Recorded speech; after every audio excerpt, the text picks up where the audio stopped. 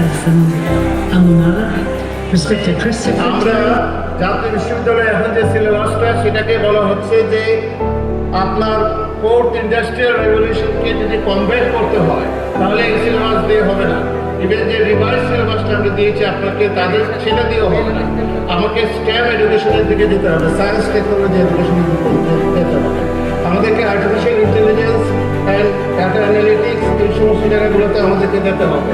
আমি যদি কোনো ধরনের সাহায্য সহযোগিতা ছাড়া আমি ব্যাংকের টাকা না মেরে কোনো ধরনের পলিসি সাপোর্ট চাই সরকারের, তারপরও যদি বাংলাদেশ ফ্রি নার্সিংয়ে দ্বিতীয় স্থান